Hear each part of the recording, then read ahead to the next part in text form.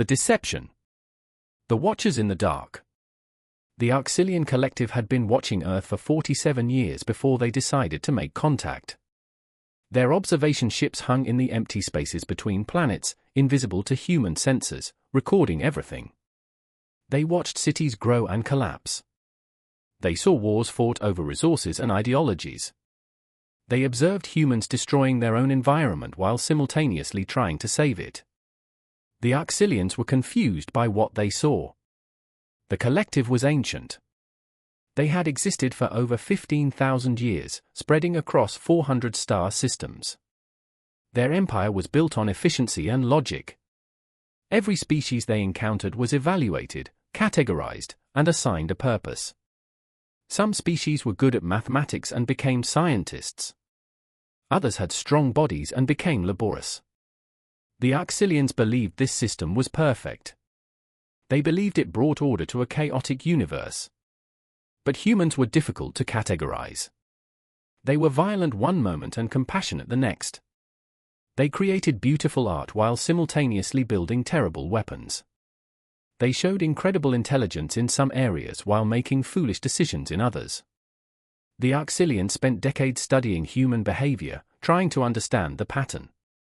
Finally, their leading behavioral analyst presented a theory to the High Command. The theory of control. Analyst Crethor stood before the Collective's ruling council in their crystal tower on the capital world of Arxil Prime. His silver skin reflected the soft blue light that filled the chamber.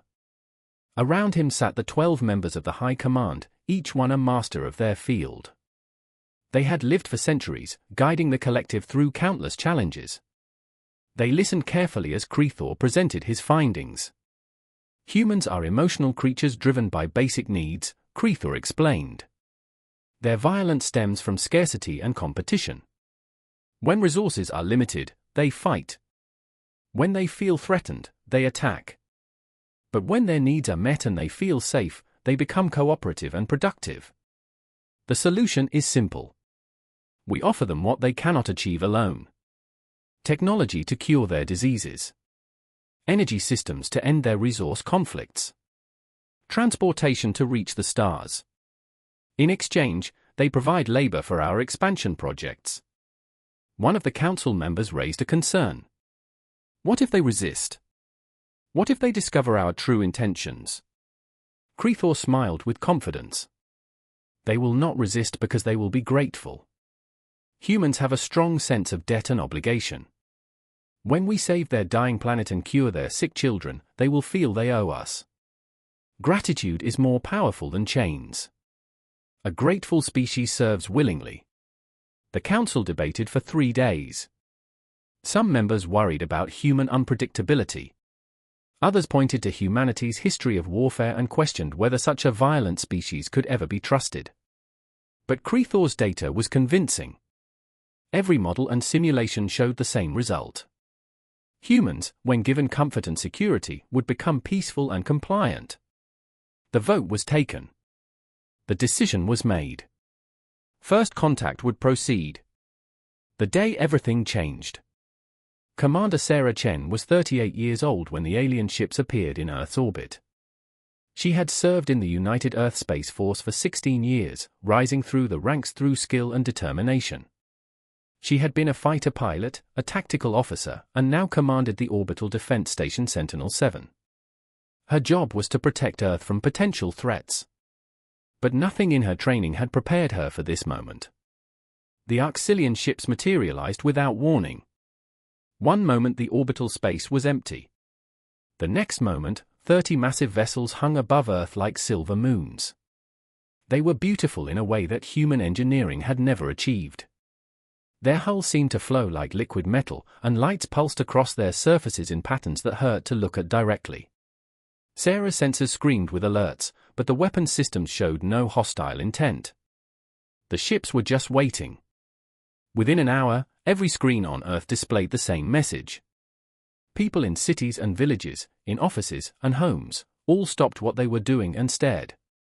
The message was in perfect English, perfect Mandarin, perfect Spanish, perfect Arabic, perfect in every human language. The translation was flawless, as if the aliens had spent years learning every nuance of human communication. "People of Earth," the message began. "We are the Arxillian Collective. We have traveled across the stars to meet you. We come in peace and friendship. We have watched your world and seen your struggles. We have seen your diseases that kill your children. We have seen your wars fought over diminishing resources. We have seen your planet dying from pollution and neglect. We can help you. We have technology that can cure every illness. We have energy systems that will end your resource conflicts. We have the means to restore your environment and expand your civilization to the stars. All we ask in return is friendship and cooperation. Join us, and together we will build a better future." Sarah watched the message from the command center of Sentinel-7. Around her, officers whispered in excitement and wonder. Some were crying with joy. Others were already talking about what this would mean for humanity. But Sarah felt something different. She felt a cold sensation in her stomach, a warning that something was wrong. Her training had taught her to trust her instincts, and her instincts were screaming danger. The Golden Age begins. Earth's governments responded quickly. Within a week, diplomatic teams were aboard the Arxillian vessels, negotiating the terms of cooperation. The aliens were generous beyond belief. They offered medical technology that could cure cancer, heart disease, and genetic disorders. They provided clean energy generators that could power entire cities without pollution. They shared agricultural methods that could end world hunger. They asked for very little in return. The Arxillians explained that they were expanding their presence in this region of the galaxy. They had mining operations on distant worlds that required workers. They had agricultural colonies that needed farmers. They had construction projects building new stations and outposts. They needed human workers to help with these projects. The work was well paid, and workers could return to Earth after their contracts ended. It seemed like a fair exchange. Earth would receive incredible technology, and some humans would work on alien projects for a few years. Millions of people volunteered immediately. There were farmers whose land had turned to dust from climate change. There were factory workers whose jobs had disappeared to automation. There were young people seeking adventure and old people hoping to pay off debts. There were scientists excited to see alien worlds and engineers eager to learn new technologies. They all signed contracts and boarded the massive transport ships that arrived weekly to collect them. Sarah watched the transports leave from her station. She watched families wave goodbye to loved ones. She watched young men and women stare through windows at the stars with hope in their eyes. She wanted to feel happy for them, but the cold sensation in her stomach never went away. She started keeping records of everyone who left. Names, dates, destinations. She told herself it was just being thorough, but deep down she knew she was preparing for something terrible. The first cracks. The first year was wonderful. Earth transformed rapidly as Arxillian technology spread across the planet. Hospitals received medical equipment that could heal injuries in hours instead of months. Power plants were replaced with clean energy generators that produce no waste. Farms used new growing methods that increased yields by 500%. Wars ended because there was nothing left to fight over. Poverty decreased dramatically as new jobs were created. Humanity entered what historians called the Golden Year. The messages from off-world workers were positive at first. They sent videos of strange alien landscapes and descriptions of fascinating new experiences. They talked about the hard work but also about good pay and interesting colleagues from other species. Parents received messages from their children. Wives heard from their husbands. Friends stayed in contact across the light years. Everything seemed perfect. But slowly, subtly, things began to change. The messages became shorter and less frequent. When families asked questions about specific details, the answers became vague. Some workers stopped responding entirely. When concerned relatives contacted the Arxillian diplomatic offices, they received polite explanations. Communication systems were experiencing delays. Some colonies had technical difficulties. The workers were fine, just busy. There was no need to worry. Sarah noticed the pattern because she had been tracking it from the beginning. In the first 6 months, 97% of workers sent regular messages home. By month 12, only 63% were still in contact. By month 18, less than 40%. The decline was steady and undeniable.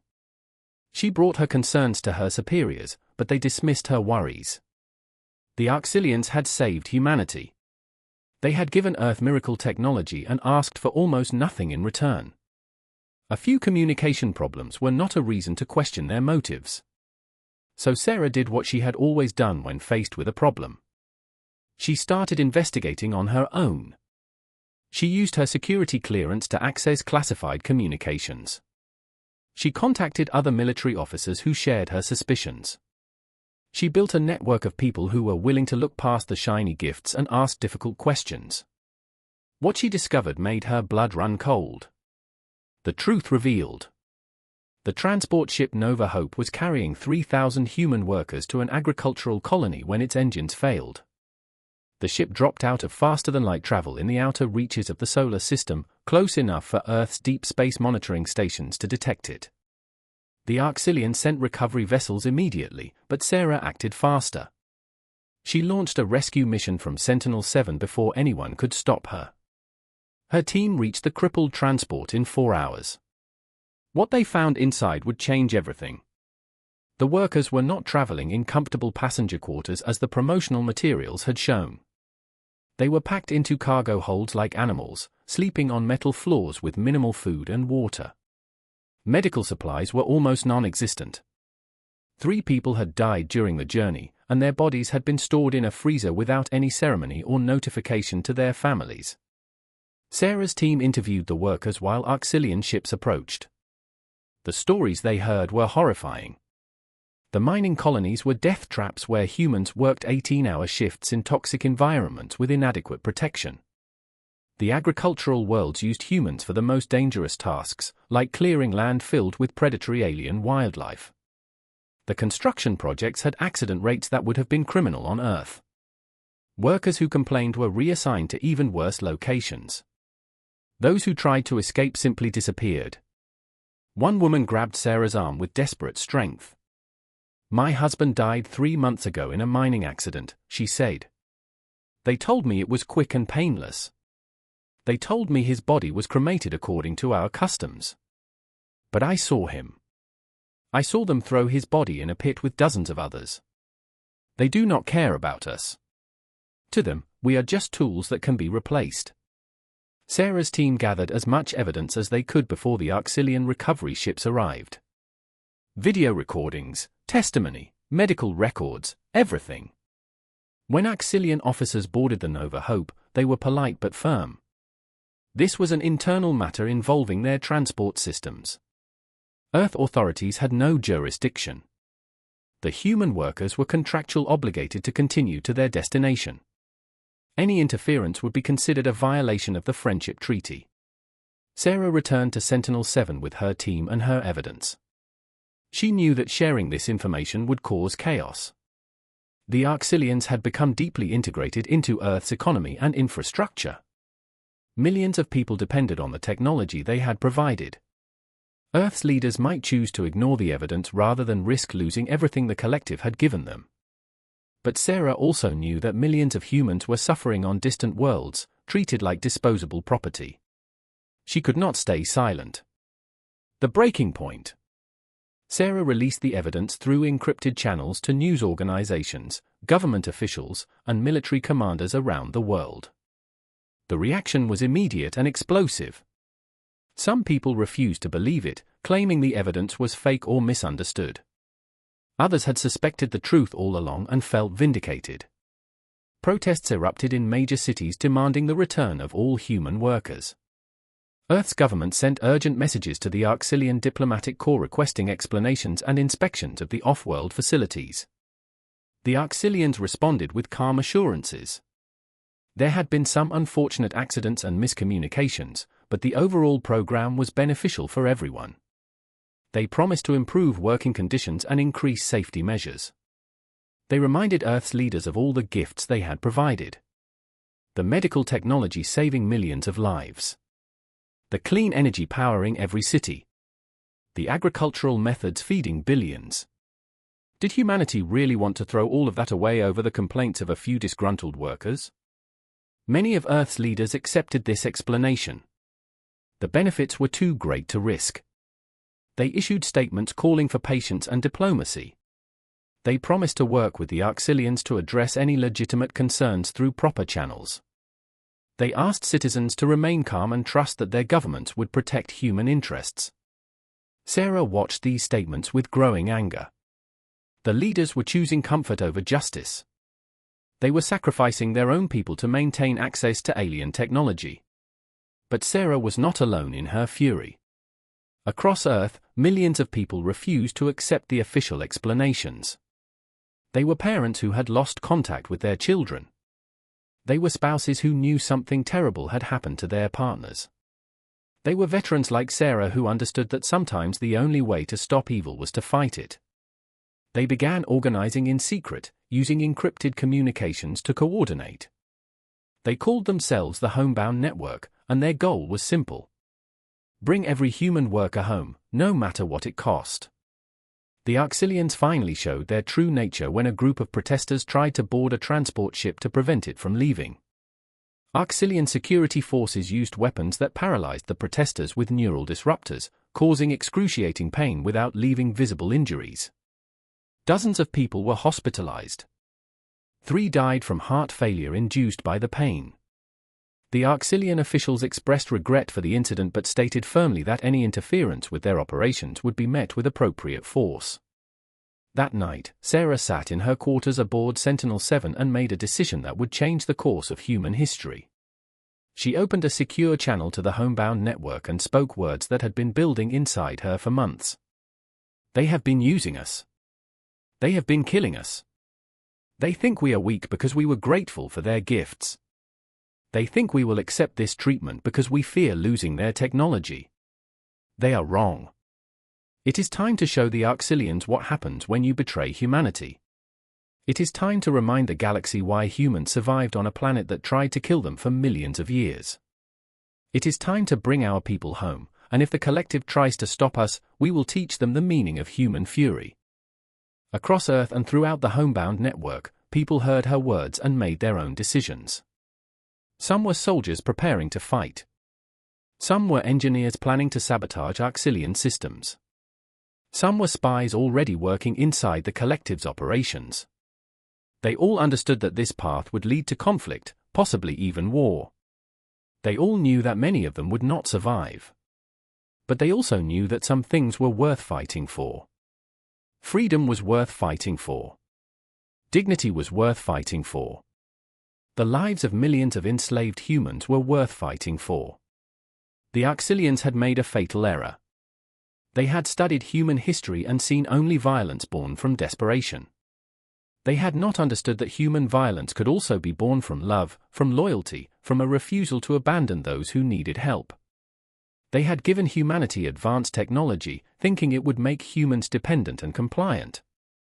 They had not considered that humans might learn from that technology, might adapt it, might turn it into weapons. They had treated humans as simple creatures who could be controlled through basic manipulation. They were about to discover just how wrong they were. Commander Sarah Chen stood at the window of her station, looking down at Earth. The planet glowed blue and green in the darkness, beautiful and fragile. Somewhere out in the galaxy, millions of humans were suffering. They were dying in mines and fields and construction sites. They were being treated as property by aliens who saw them as nothing more than convenient tools. But those humans were not alone. They were not forgotten. Earth remembered. Earth was coming for them. And the Arxilians were about to learn that there was nothing more dangerous in the universe than humans who had been pushed too far. The awakening was coming. The galaxy would never be the same. The awakening. The underground war begins. Sarah Chen's message spread through the Homebound Network like wildfire in dry grass. Within 72 hours, 3 million people across Earth had joined the resistance. They were teachers and truck drivers, doctors and factory workers, retired soldiers and college students. They came from every nation and every background, united by one simple truth. Their people were suffering, and someone needed to do something about it. The network organized itself with surprising speed. Military veterans took leadership roles, drawing on their combat experience. Engineers formed technical teams to study captured Arxillian equipment. Hackers worked to break into collective communication systems. Scientists analyzed alien technology, looking for weaknesses. Regular citizens provided safe houses, transportation, and supplies. It was not an army in the traditional sense. It was something more dangerous. It was an entire population mobilizing for war. Sarah coordinated the effort from Sentinel-7, using her position to gather intelligence and resources.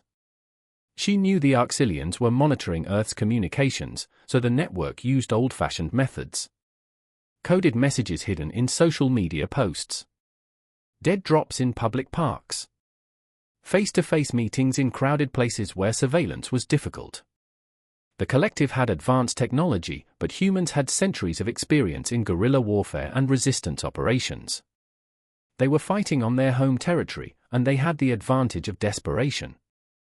The first strikes came 3 weeks after Sarah's speech. They were small, carefully targeted operations designed to test Arxillian responses and gather information. In Tokyo, a team sabotaged a diplomatic transport, disabling it without casualties but sending a clear message. In Mumbai, hackers penetrated a collective data center and downloaded thousands of files about off-world operations. In Sao Paulo, protesters surrounded an Arxillian embassy and refused to leave for 6 days straight, forcing the aliens to negotiate. Each action was designed to probe defenses and build momentum. The Arxillians responded with confusion more than anger. They had never encountered sustained resistance from a species they had integrated into the collective. Their security protocols were designed for external threats, not internal rebellion. They increased surveillance and deployed more security forces, but they still did not understand what they were facing. They thought they were dealing with isolated groups of malcontents. They did not realize they were facing an entire species preparing for war. The engineer's discovery. Dr. Marcus Webb had worked at the Arxillian Technology Transfer Facility in Geneva for 2 years. He was a quantum physicist who had dedicated his life to understanding the fundamental nature of reality. When the collective arrived with their miracle technology, Marcus had been one of the first scientists to volunteer for the exchange program. He wanted to learn everything the aliens could teach him. He wanted to push human science forward by centuries in a single generation. But Marcus had also been troubled by the stories coming from off-world colonies. He had friends who had gone to work for the collective and stopped responding to messages. He had colleagues who expressed concerns about worker conditions and were suddenly reassigned to remote locations. When Sarah Chen's evidence was released, Marcus knew he had to act. He joined the homebound network and used his position to steal secrets from the very heart of Arxillian operations. The technology transfer facility was where the collective shared selected pieces of their advanced science with human researchers. The Arxillians were careful about what they revealed, providing finished products but rarely explaining the underlying principles. They gave humans the tools but not the knowledge to create those tools independently. It was a form of control disguised as generosity. Marcus understood this, and he was determined to break through their restrictions. Late at night, when the facility was mostly empty, Marcus accessed restricted databases using security codes he had carefully acquired over months of patient work. He copied everything he could find about Arxillian ship design, weapon systems, and faster-than-light travel. The data was encrypted with mathematics beyond human understanding, but Marcus was brilliant and patient. He worked for 6 weeks, slowly unraveling the alien encryption, translating their science into human terms. What he discovered changed everything. The Arxillians' technology was not as advanced as they claimed. Their ships were fast but not invulnerable. Their weapons were powerful but not unstoppable. Their shields could be penetrated with the right frequency of electromagnetic radiation. Most importantly, their faster-than-light drives had a critical weakness. They required specific gravitational conditions to function. If those conditions were disrupted, the ships would be stranded in normal space, unable to escape. Marcus transmitted his findings to Sarah through encrypted channels. He included detailed technical specifications and potential strategies for countering Auxilian advantages. He also included a personal message. They have been lying to us from the beginning. Their technology is impressive but not magical. We can fight them. We can win. But we need to move quickly before they realize what we have learned. Sarah read the report 3 times, her mind racing with possibilities.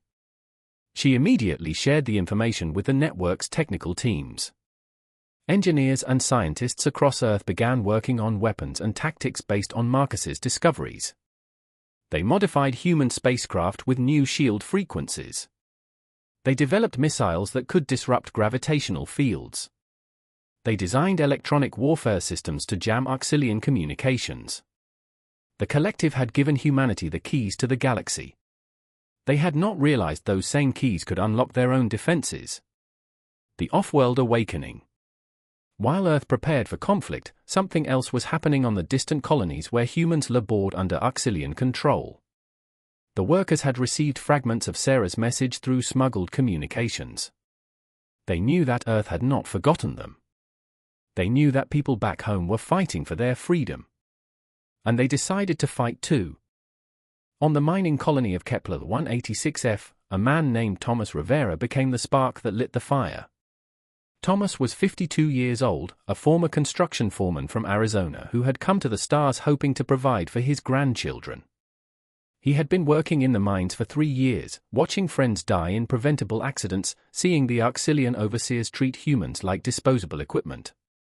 He had swallowed his anger because he had no choice. But when he heard that Earth was rising up, something inside him broke free. Thomas organized a work stoppage. 5,000 human miners simply refused to enter the tunnels one morning. They stood together in the main assembly area, silent and determined. The Auxilian overseers were baffled. This had never happened before. Workers did not refuse orders. Workers did not organize. Workers certainly did not engage in coordinated resistance. The overseers tried threats first. Return to work or face punishment. The humans did not move. They tried cutting off food supplies. The humans shared what little they had and remained united. They tried isolating the leaders, including Thomas, in detention cells. The other workers immediately elected new leaders and continued the stoppage. The overseers finally resorted to violence, using neural disruptors on the crowd. 30 humans collapsed in agony. The rest did not break. Thomas watched from his cell as the overseers beat his friends. He felt rage unlike anything he had experienced before.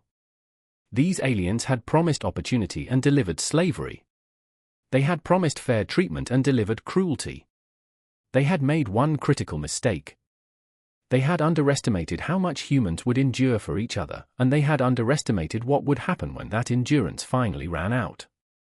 The breakthrough came when a young woman named Chen Li, an engineer from Beijing, discovered that the mining equipment could be modified into weapons.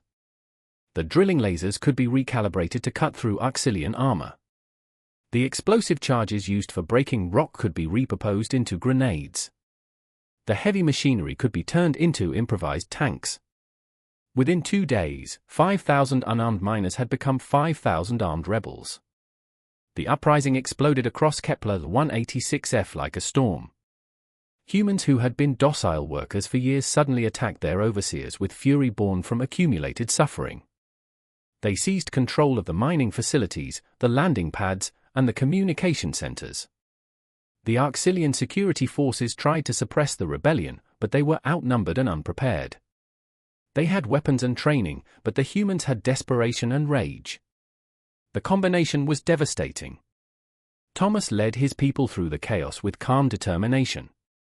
He had been a soldier once, decades ago, before becoming a construction worker. The training came back to him like muscle memory. He organized defensive positions and coordinated attacks. He made sure civilians were protected and wounded were treated. He showed the Arxilians that humans were not just emotional creatures who could be controlled. They were survivors who had evolved on a world that tried to kill them every day, and they had learned lessons that no amount of advanced technology could overcome. Within a week, Kepler's 186F was entirely under human control. The Arxilian forces had been killed, captured, or driven off-world. The humans fortified their positions and prepared for the counterattack they knew was coming. They also did something else. They sent a message to every human colony in the sector. Rise up. Fight back. Earth remembers you. We are coming home together. The Battle of Sentinel-7. The Arxilian response to the rebellions was swift and overwhelming. The High Command dispatched a military fleet to retake Kepler's 186F and demonstrate the consequences of resistance. 50 warships left Arxil Prime, carrying enough firepower to reduce the entire colony to ash. They also sent a fleet to Earth's orbit to intimidate the human government into compliance. 20 capital ships appeared near Sentinel-7, their weapons armed and ready. Sarah watched the Arxilian fleet approach on her tactical displays. Around her, the crew of Sentinel-7 prepared for battle with grim determination. They were outnumbered and outgunned. Their station was designed for defense, not offensive operations. By every tactical calculation, they should surrender immediately. But Sarah had not spent months preparing just to give up when the moment arrived. Activate the network, she ordered. Her communications officer transmitted a single coded phrase to locations across Earth's orbital space. All wings, launch now. The Arxilians expected Earth's defense force to be a token presence, a handful of outdated ships with primitive weapons. What emerged from hidden positions throughout the solar system was something entirely different. 300 spacecraft, built in secret over the past months using stolen Arxilian technology and human ingenuity. They were smaller than collective warships but faster and more maneuverable. Their weapons were based on Marcus Webb's research, designed specifically to penetrate Arxilian shields. The human fleet struck like a swarm of angry hornets. They did not engage in traditional ship-to-ship combat. Instead, they used tactics the Arxilians had never encountered. Kamikaze runs where pilots deliberately crashed their ships into enemy vessels, trading their lives for critical damage. Coordinated strikes where dozens of ships focused fire on single targets, overwhelming their defenses through sheer volume. Electronic warfare that jammed Arxilian communications and sensors, forcing enemy ships to fight blind. Sarah commanded the battle from Sentinel-7, coordinating the chaos into something resembling strategy. She had studied every military engagement in human history, from ancient naval battles to modern space warfare. She understood something the Arxilians did not. Technology mattered, but it was not everything. Tactics, morale, and willingness to sacrifice could overcome even significant technological disadvantages. The Arxilian fleet commander watched in growing horror as his forces were systematically destroyed by an enemy he had been told was primitive and unthreatening. Human pilots laughed over open channels as they died, their final words defiant and mocking. Human ships damaged beyond repair deliberately set collision courses with Arxilian vessels, turning themselves into missiles. Human commanders made decisions that no rational species would make, sacrificing valuable assets for minimal tactical gain simply to prove they would not be intimidated. 3 hours into the battle, the Arxilian commander made a desperate decision. He ordered his flagship to fire on Sentinel-7 directly, hoping to kill Sarah and break human morale. It was a mistake. The station had been retrofitted with every defensive system Marcus Webb could design. The Arxilian weapons struck powerful shields that held just long enough. In the seconds the flagship was exposed and focused on the station, 30 human ships struck from 3 different angles. The flagship exploded in a brilliant flash that lit up Earth's orbit like a second sun. The remaining Arxilian ships retreated in disorder. They had come to intimidate Earth into submission. Instead, they had lost 2/3 of their fleet and their commander. They fled back to collective space carrying a message that would shake the foundations of the Arxilian Empire. Humans were not controllable. Humans were not predictable. Humans were dangerous in ways the collective had never imagined. The price of freedom. Sarah stood on the bridge of Sentinel-7 and surveyed the aftermath of the battle. Debris filled Earth's orbit, the remains of ships from both sides.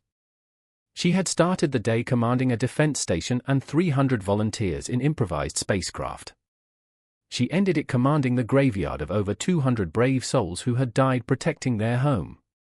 The victory felt hollow in her chest, heavy with the weight of all those deaths. But there was no time for grief. Reports flooded in from across the galaxy. Human colonies were rising up on dozens of worlds. The workers who had been treated as slaves were fighting back with improvised weapons and desperate courage. Some rebellion succeeded like Kepler 186f. Others were crushed by Arxilian security forces with terrible casualties. Every victory came at a price measured in human blood, and every defeat added fuel to the growing fire of human rage. The Arxilian High Command convened in emergency session for the first time in 3 centuries. The council members who had voted for peaceful integration of humanity now faced the consequences of their arrogance. Rebellions were spreading across their territory. Their security forces were stretched thin. Their member species were questioning whether the collective could actually protect them. The carefully constructed empire that had lasted 15,000 years was shaking at its foundations because of one primitive species that refused to accept its assigned role. Analyst Krethor, whose theory of human control had led to this disaster, stood before the council and tried to explain what had gone wrong. I did not account for their capacity for sacrifice, he admitted. I calculated that humans would choose survival over resistance when faced with overwhelming force. I did not understand that they value freedom more than life itself. I did not predict that they would fight even when victory seemed impossible. I was wrong about everything. The council debated their options. Some members wanted to exterminate humanity entirely, to destroy Earth and every human colony before the rebellion spread further. Others argued for negotiation, offering better conditions and real partnership if humans would cease their attacks. A few suggested abandoning the sector entirely, withdrawing from human space and leaving them alone. Every option had terrible consequences. Every path led to outcomes the collective had never faced before. While the Arxilians debated, Sarah received a transmission from Kepler's 186f. Thomas Rivera's weathered face appeared on her screen, streaked with dirt and blood but smiling with fierce pride. Commander Chen, we have held the colony against 2 counterattack attempts. We have freed 8,000 human workers. We have also captured Arxilian ships and are learning to pilot them. Tell Earth that we are not waiting to be rescued. We are coming home under our own power, and we are bringing every human we can find along the way. Sarah felt tears in her eyes for the first time since the battle. These were her people. Ordinary humans who had been betrayed and enslaved, who had every reason to give up, who instead chose to fight with everything they had. They were miners and farmers, engineers and teachers, people who had signed up for honest work and received only cruelty. They had been transformed by suffering into something the galaxy had never seen before. They were survivors who refused to accept defeat. They were warriors who had nothing left to lose. They were humanity unleashed, and they were magnificent. The ultimatum. 2 months after the Battle of Sentinel-7, Commander Sarah Chen stood before a holographic display showing the entire Arxilian sector. Red markers indicated human-controlled colonies. Blue markers showed ongoing rebellions. Yellow markers represented worlds where humans were organizing in secret. The map was covered in colors that had not existed a few months before. Humanity had been scattered across the galaxy as cheap labor. Now they were a unified force that the collective could not ignore. Sarah opened a channel that broadcast to every Arxilian world, every member species of the collective, and every human colony in the sector. She spoke with calm authority, her voice carrying the weight of millions who stood behind her. People of the galaxy, I am Commander Sarah Chen of Earth. I speak for humanity, both those still on our homeworld and those who were taken from us under false pretenses. We have a simple message for the Arxilian collective. She paused, letting the silence build. Release every human worker immediately. Return them to Earth unharmed. Provide reparations for those who died or were injured in your service. Acknowledge your crimes against humanity and pledge never to engage in such practices again. Do this, and we will cease all military operations. Refuse, and we will teach you why humans have survived every threat our deadly world ever threw at us. We will show you what happens when you mistake gratitude for weakness. We will remind you that the most dangerous predator is the one you thought you had tamed. The Arxilian response came 3 days later. The High Command appeared on every screen across their empire, their silver faces showing emotions that humans had learned to read. Fear. Uncertainty. The desperate pride of beings who had ruled for thousands of years and could not accept that they had been beaten by primitives. They agreed to negotiate.